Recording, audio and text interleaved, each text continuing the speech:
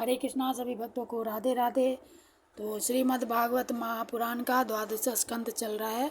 तो आज का जो है लेसन यानी अध्याय श्रीमद् भागवत की संक्षिप्त विषय सूची है। तो संक्षिप्त में श्रीमद् भागवत महापुराण के बारे में है। श्री कृष्ण गोविंद हरे मुरारे, हे नाथ नारायण वासुदेव। श्री कृष्ण गोविंद हरे मुरारे, हे नाथ नारायण वासुदेव। हरे कृष्णा कृष्णा कृष्णा हरे हरे, हरे रामा राम राम हरे हरे। हरे कृष्णा कृष्णा कृष्णा हरे हरे, हरे राम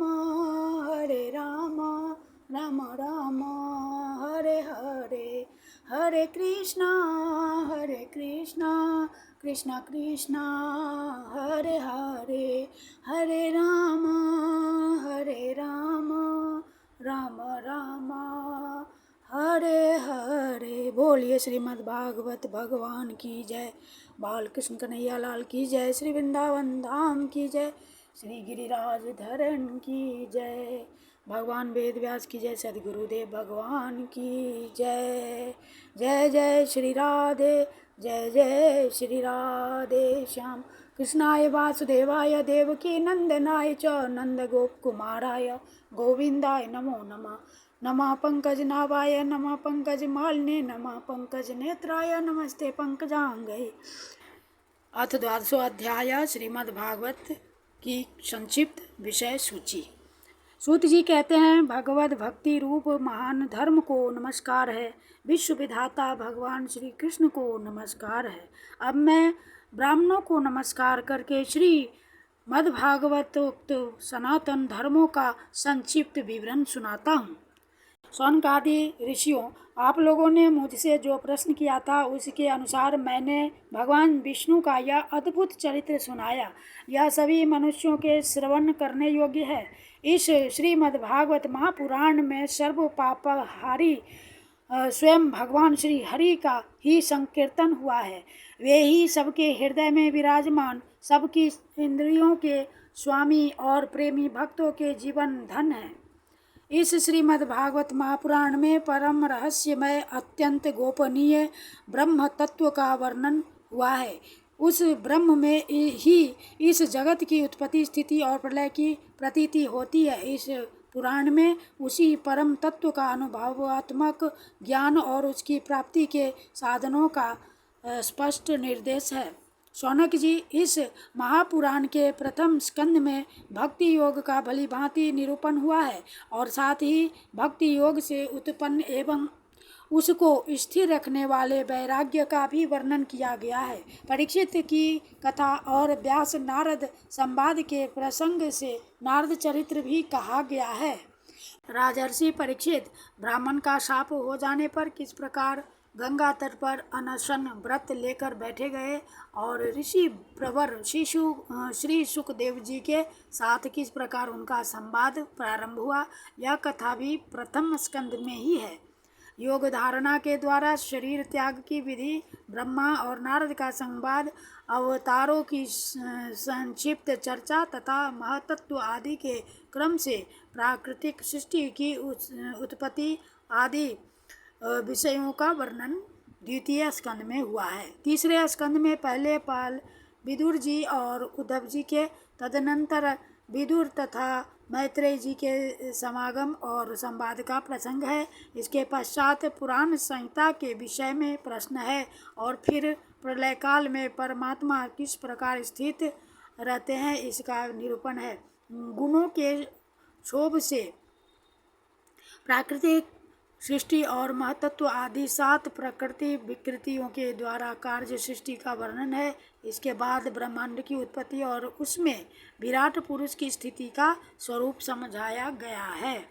तदनंतर स्थूल और सूक्ष्म काल का स्वरूप, लोक पद्म की उत्पत्ति, प्रलय, समुद्र से पृथ्वी का उद्धार करते समय बाराह भगवान के द्वारा हिरण्याक्ष का वध, देवता, पशु, पक्षी और मनुष्यों की सृष्टि एवं रुद्रों की उत्पत्ति का प्रसंग है। इसके पश्चात उस अर्धनारी नर के स्वरूप का विवेचन है जिससे स्वयंभुव मनु और स्त्रियों की अत्यंत उत्तम आद्या प्रकृति सतरूपा का जन्म हुआ था। कर्दम प्रजापति का चरित्र, उनसे मुनि पत्नियों का जन्म, महात्मा भगवान कपिल का अवतार और फिर कपिल देव तथा उनकी माता देवहूति के संवाद का प्रसंग आता है। चौथे स्कंद में मरीचि आदि 9 प्रजापतियों की उत्पत्ति, दक्ष यज्ञ का विध्वंस, राजर्षि ध्रुव एवं पृथु का चरित्र तथा प्राचीन बद्री और नारद जी के संवाद का वर्णन है। 5वें स्कंद में प्रियव्रत का उपाख्यान, नाभि, ऋषभ और भरत के चरित्र, द्वीप, वर्ष, समुद्र, पर्वत और नदियों का वर्णन, ज्योतिष चक्र के विस्तार एवं पाताल तथा नरकों की स्थिति का निरूपण हुआ है। सौनकादि ऋषियों 6ठे स्कंद में ये विषय आए हैं। प्रचेताओं से दक्ष की उत्पत्ति, दक्ष पुत्रियों की संतान, देवता, असुर, मनुष्य, पशु, पर्वत और पक्षियों का जन्म, कर्म, वृत्रासुर की उत्पत्ति और उसकी परम गति। 7वें स्कंद के विषय बतलाए जाते हैं। इस स्कंद में मुख्यतः दैत्यराज हिरण्यकशिपु और हिरण्याक्ष के जन्म, कर्म एवं दैत्य शिरोमणि महात्मा प्रहलाद के उत्कृष्ट चरित्र का निरूपण है। 8वें स्कंद में मनवंतरों को कथा, गजेंद्र मोक्ष, विभिन्न मनवंतरों में होने वाले जगदीश्वर भगवान विष्णु के अवतार, कूर्म, मत्स्य, बावन, धन्वंतरी, हयग्रीव आदि अमृत प्राप्ति के लिए देवताओं और दैत्यों का समुद्र मंथन और देवासुर संग्राम आदि विषयों का वर्णन है। 9वें स्कंद में मुख्यतः राजवंशों का वर्णन है। इक्ष्वाकु के जन्म, कर्म, वंश विस्तार, महात्मा, सुद्युम्न, इला एवं तारा के उपाख्यान, इन सब का वर्णन किया गया है। सूर्य वंश का वृतांत, शशाद और नृग आदि राजाओं का वर्णन, सुकन्या का चरित्र, सरजाति, खटवांग, मंधाता, सौभरी, सगर, बुद्धिमान, ककुत्स्थ और कौशलेंद्र भगवान राम के सर्व पापहारी चरित्र का वर्णन भी इसी स्कंद में है। तदनंतर निमि का देह त्याग और जनकों की उत्पत्ति का वर्णन है। भृगुवंश शिरोमणि परशुराम जी का चरित्र, संहार, चंद्रवंशी नरपति, पुरुरवा, यजाति, नहुष, दुष्यंत नंदन, भरत, शंतनु और उनके पुत्र भीष्म आदि की संक्षिप्त कथाएं भी 9वें स्कंद में ही है। सबके अंत में ययाति के बड़े लड़के यदु का वंश विस्तार कहा गया है। सौनकादि ऋषियों, इसी यदुवंश में जगतपति भगवान श्री कृष्ण ने अवतार ग्रहण किया था। उन्होंने अनेक असुरों का संहार किया। उनकी लीलाएं इतनी हैं कि कोई पार नहीं पा सकता। फिर भी 10वें स्कंद में उनका कुछ कीर्तन किया गया है। वसुदेव की पत्नी देवकी के गर्भ से उनका जन्म हुआ। गोकुल में नंद बाबा के घर जाकर बढ़े। पूतना के प्राणों को दूध के साथ पी लिया। बचपन में ही छकड़े को उलट दिया। तृणावर्त, बकासुर एवं वत्सासुर को पीस डाला। सपरिवार धेनुकासुर और प्रलंबासुर को मार डाला। दावानल से घिरे गोपों की रक्षा की। कालिया नाग का दमन किया। अजगर से नंद बाबा को छुड़ाया। इसके बाद गोपियों ने भगवान को पति रूप से प्राप्त करने के लिए व्रत किया और भगवान श्री कृष्ण ने प्रसन्न होकर उन्हें अभिमत भर दिया। भगवान ने यज्ञ पत्नियों पर कृपा की। उनके पतियों ब्राह्मणों को बड़ा पश्चाताप हुआ। गोवर्धन धारण की लीला करने पर इंद्र और कामधेनु ने आकर भगवान का यज्ञाभिषेक किया। शरद ऋतु की रात्रियों में ब्रज सुंदरियों के साथ रास क्रीड़ा की। दुष्ट शंखचूर, अरिष्ट और केशी के वध की लीला हुई। तदनंतर अक्रूर जी मथुरा से वृंदावन आए और उनके साथ भगवान श्री कृष्ण तथा बलराम जी ने मथुरा के लिए प्रस्थान किया। उस प्रसंग पर ब्रज सुंदरियों ने जो विलाप किया था उसका वर्णन है। राम और श्याम ने मथुरा में जाकर वहाँ की सजावट देखी और कुवलया, पीड़, हाथी, मुष्टिक, चाणूर एवं कंस आदि का संहार किया। संदीप ने गुरु के यहाँ विद्याध्ययन करके उनके मृत पुत्र को लौटा लाए। शौनकादि ऋषियों, जिस समय भगवान श्री कृष्ण मथुरा में निवास कर रहे थे उस समय उन्होंने उद्धव और बलराम जी के साथ यदुवंशियों का सब प्रकार से प्रिय और हित किया। जरासंध कई बार बड़ी बड़ी सेनाएं लेकर आया और भगवान ने उनका उद्धार करके पृथ्वी का भार हल्का किया। काल यवन को मुचुकुंद से भस्म करा दिया। द्वारकापुरी बरसा कर रातों रात सबको वहां पहुंचा दिया। स्वर्ग से कल्प वृक्ष एवं सुधर्मा सभा ले आए। भगवान ने दल के दल शत्रुओं को युद्ध में पराजित करके रुक्मिणी का हरण किया। बानासुर के साथ युद्ध के प्रसंग में महादेव जी पर ऐसा बाण छोड़ा कि वे जम्भाई लेने लगे और इधर बानासुर की भुजाएं काट डाली। प्राग ज्योतिषपुर के स्वामी भौमासुर को मारकर 16,000 कन्याएं ग्रहण की। शिशुपाल, पौंड्रक, शाल्व, दुष्ट, दंतवक्त्र, संबरासुर, द्विविध पीठ, मुर, पंचजन आदि दैत्यों के बल पौरुष का वर्णन करके यह बात बतलाई गई कि भगवान ने उन्हें कैसे कैसे मारा। भगवान के चक्र ने काशी को जला दिया और फिर उन्होंने भारतीय युद्ध में पांडवों को निमित्त बनाकर पृथ्वी का बहुत बड़ा भार उतार दिया।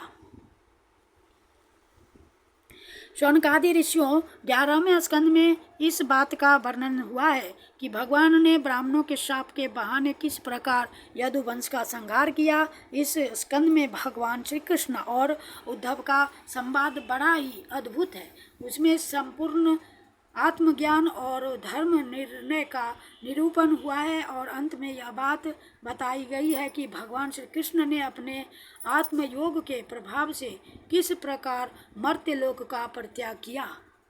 12वें स्कंद में विभिन्न युगों के लक्षण और उनमें रहने वाले लोगों के व्यवहार का वर्णन किया गया है तथा यह भी बतलाया गया है कि कलयुग में मनुष्यों की गति विपरीत होती है। 4 प्रकार के प्रलय और 3 प्रकार की उत्पत्ति का वर्णन भी इसी स्कंद में है। इसके बाद परम ज्ञानी राजर्षि परीक्षित के शरीर त्याग की बात कही गई है। तदनंतर वेदों के शाखा विभाजन का प्रसंग आया है। मार्कंडेय जी की सुंदर कथा, भगवान के अंग उपांगों का स्वरूप कथन और सबके अंत में विश्वात्मा भगवान सूर्य के गणों का वर्णन है। शौनकादि ऋषियों, आप लोगों ने इस सत्संग के अवसर पर मुझसे जो कुछ पूछा था उसका वर्णन मैंने कर दिया। इसमें संदेह नहीं कि इस अवसर पर मैंने हर तरह से भगवान की लीला और उनके अवतार चरित्रों का ही कीर्तन किया है। जो मनुष्य गिरते, पड़ते, फिसलते, दुख भोगते अथवा छींकते समय विवशता से भी ऊंचे स्वर से बोल उठता है हरे नमः, वह सब पापों से मुक्त हो जाता है।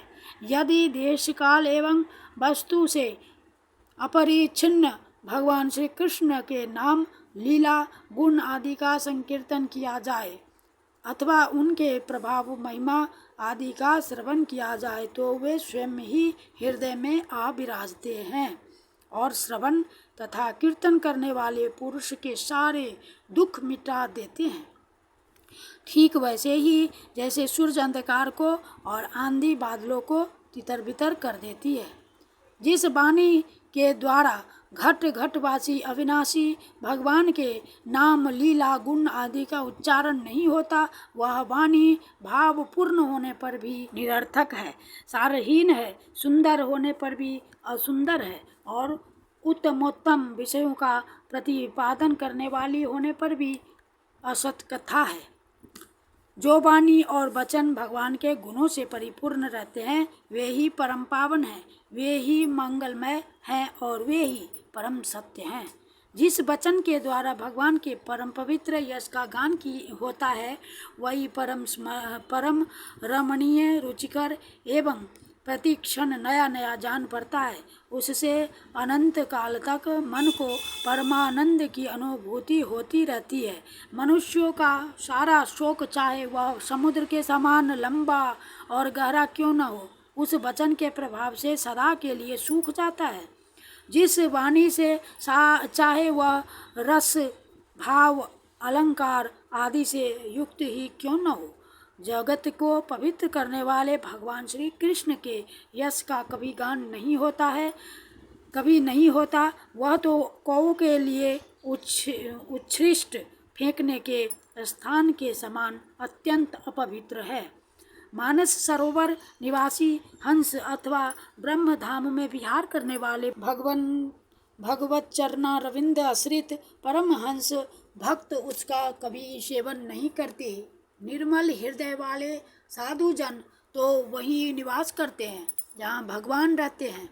इसके विपरीत जिसमें सुंदर रचना भी नहीं है और जो व्याकरण आदि की दृष्टि से दूषित शब्दों से युक्त भी है, परंतु जिसके प्रत्येक श्लोक में भगवान के सुयश सूचक नाम जड़े हुए हैं, वह वाणी लोगों के सारे पापों का नाश कर देती है। क्योंकि सत्पुरुष ऐसी ही वाणी का श्रवण, गान और कीर्तन किया करते हैं। वह निर्मल ज्ञान भी जो मोक्ष की प्राप्ति का साक्षात साधन है, यदि भगवान की भक्ति से रहित हो तो उसकी उतनी शोभा नहीं देती। फिर जो कर्म भगवान को अर्पण नहीं किया गया है, वह चाहे कितना ही ऊंचा क्यों न हो, सर्वदा अमंगल रूप दुख देने वाला ही है। वह तो शोभन वर्णनीय हो ही कैसे सकता है। वर्णाश्रम के अनुकूल आचरण, तपस्या और अध्ययन आदि के लिए जो बहुत बड़ा परिश्रम किया जाता है, उसका फल है केवल यश अथवा लक्ष्मी की प्राप्ति। परंतु भगवान के गुण, लीला, नाम आदि का श्रवण, कीर्तन आदि तो उनके श्री चरण कमलों की अविचल स्मृति प्रदान करता है। भगवान श्री कृष्ण के चरण कमलों की अविचल स्मृति सारे पाप, ताप और अमंगलों को नष्ट कर देती और परम शांति का विस्तार करती है। उसी के द्वारा अंतःकरण शुद्ध हो जाता है, भगवान की भक्ति प्राप्त होती है एवं पर वैराग्य से युक्त भगवान के स्वरूप का ज्ञान तथा अनुभव प्राप्त होता है।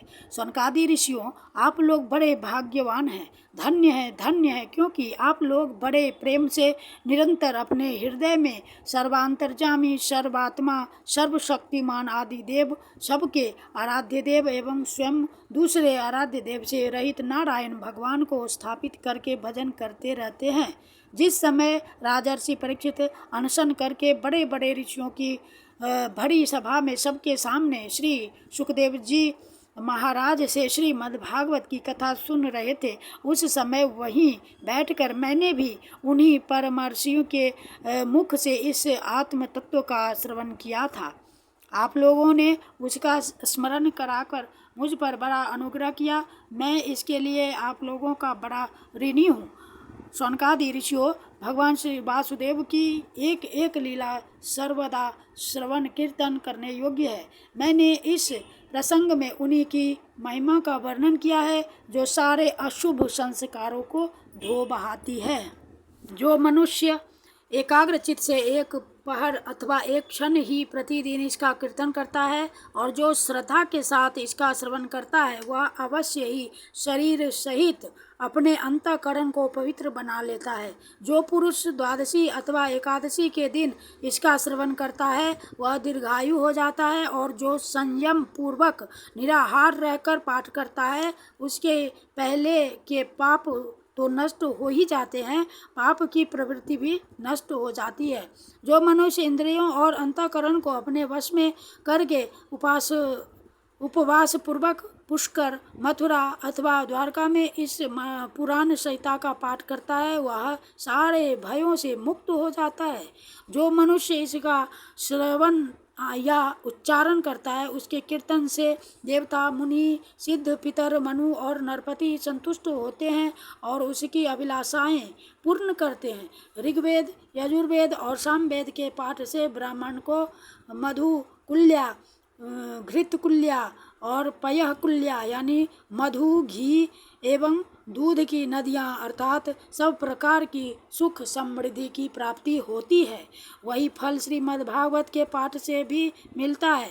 जो द्विज संयम पूर्वक इस पुराण संहिता का अध्ययन करता है उसे उसी परम पद की प्राप्ति होती है जिसका वर्णन स्वयं भगवान ने किया है। इसके अध्ययन से ब्राह्मण को ऋतंभरा प्रज्ञा यानी कि तत्व ज्ञान को प्राप्त कराने वाली बुद्धि की प्राप्ति होती है और क्षत्रिय को समुद्र पर्यंत भूमंडल का राज्य प्राप्त होता है, वैश्य कुबेर का पद प्राप्त करता है और शूद्र सारे पापों से छुटकारा पा जाता है। भगवान की सबके स्वामी है, भगवान ही सबके स्वामी हैं और समूह के समूह कली मलों को ध्वंस करने वाले हैं। यूँ तो उनका वर्णन करने के लिए बहुत से पुराण हैं, परंतु उनमें सर्वत्र और निरंतर भगवान का वर्णन नहीं मिलता। श्रीमद्भागवत महापुराण में तो प्रत्येक कथा प्रसंग में पद पद पर सर्वस्वरूप भगवान का ही वर्णन हुआ है।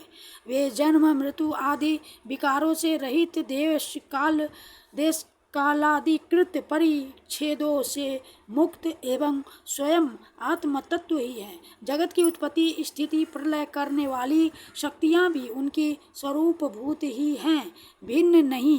ब्रह्मा, शंकर, इंद्र आदि लोकपाल भी उनकी स्तुति करना लेश मात्र भी नहीं जानते। उन्हीं एक रस सच्चिदानंद स्वरूप परमात्मा को मैं नमस्कार करता हूँ, जिन्होंने अपने स्वरूप में ही प्रकृति आदि 9 शक्तियों का संकल्प करके इस चराचर जगत की सृष्टि की है और जो इसके अधिष्ठान रूप से स्थित है तथा जिनका परम पद केवल अनुभूति स्वरूप है, उन्हीं देवताओं के आराध्य देव सनातन भगवान के चरणों में मैं नमस्कार करता हूँ। श्री सुखदेव जी महाराज अपने आत्मानंद में ही निमग्न थे।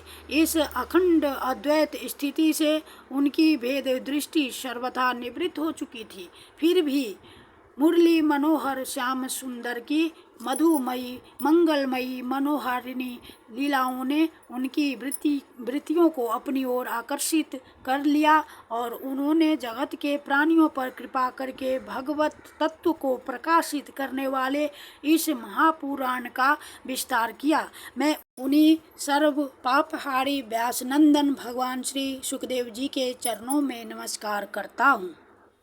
इति श्रीमद्भगवते महापुराणे परमहंस्यां संहितायां 12 स्कन्धार्थ निरूपणं नाम 12 अध्यायः। श्री कृष्ण गोविंद हरे मुरारे, हे नाथ नारायण वासुदेव, हे नाथ नारायण वासुदेव, हे नाथ नारायण वासुदेव। श्री कृष्ण गोविंद हरे मुरारे, हे नाथ नारायण वासुदेव। हरे कृष्णा कृष्णा कृष्णा हरे हरे, हरे रामा राम राम हरे हरे। हरे कृष्णा कृष्णा कृष्णा हरे हरे, हरे राम राम राम हरे हरे। राधे कृष्ण कृष्ण कृष्ण राधे राधे, राधे श्याम श्याम श्याम राधे राधे। राधे कृष्ण कृष्ण कृष्ण राधे राधे, राधे श्याम श्याम श्याम राधे राधे। राधे कृष्ण कृष्ण कृष्ण राधे राधे, राधे श्याम श्याम श्याम राधे राधे। राधे राधे राधे राधे राधे राधे। बोलिए श्री कृष्ण कन्हैया लाल की जय, श्रीमद् भागवत भगवान की जय, द्वारिकाधीश की जय। श्री हरि बोल हरि बोल हरि बोल, हरे नमः हरे नमः हरे नमः। बोलिए कृष्ण कन्हैया लाल द्वारिकाधीश की जय, सद्गुरुदेव भगवान की जय। श्री कृष्णार्पणम कृष्णार्पणम कृष्णार्पणम। जय जय श्री राधे, जय श्री राधे श्याम। कृष्णाय वासुदेवाय हरे परमात्मने प्रणत क्लेशनाशाय गोविंदाय नमो नमः। हरे नमः हरे नमः हरे नमः। श्रीमद्भागवत भगवान की जय।